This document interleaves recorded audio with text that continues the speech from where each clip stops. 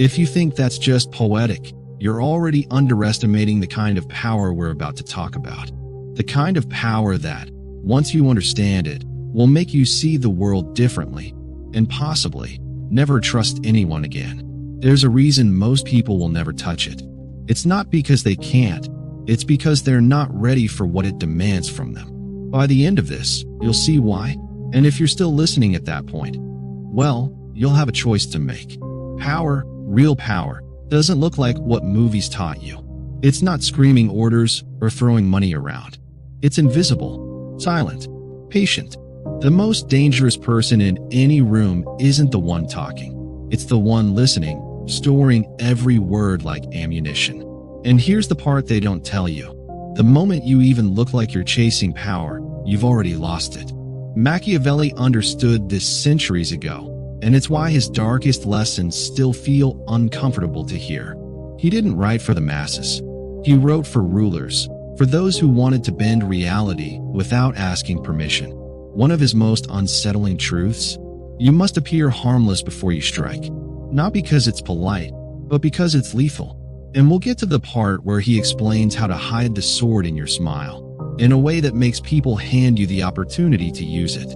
There's a psychology at play here that most self-help gurus skip because it isn't marketable. To hold this kind of power, you must kill your addiction to validation. The human need to be liked is the leash that keeps most people tame. The minute someone senses you need their approval, they own you. But kill that need, and something terrifying happens. People stop knowing where to pull your strings. They stop knowing how to play you. But here's the twist. Removing that leash makes people more drawn to you, not less. I'll explain why in a moment. Now, let's talk about fear. Not the kind you feel, the kind you create. Machiavelli said it's safer to be feared than loved, but he wasn't advocating for cruelty without purpose.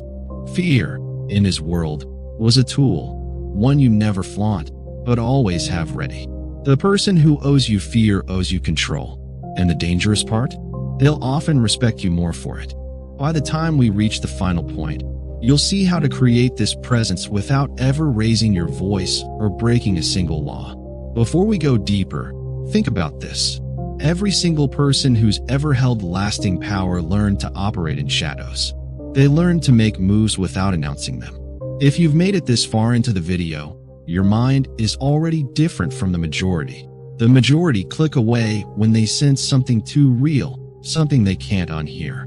But you're still here, which means you're either curious or you already feel that dangerous pull. That's why you need to stick to the end, because the last principle is what separates the player from the pawn forever. Here's the brutal part. To wield this kind of power, you must be willing to be misunderstood. Your silence will be called arrogance. Your patience will be called weakness. Your restraint will be called fear. And you have to be okay with that. Because while they're busy labeling you, you'll be setting the board, piece by piece, until their fate is already sealed. The guilt you feel about not pleasing everyone, that's the exact reason you've been stuck.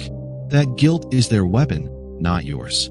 And right now, if you're thinking, well, I still want people to see me as good, understand this. The people who want you harmless don't want you harmless for your sake.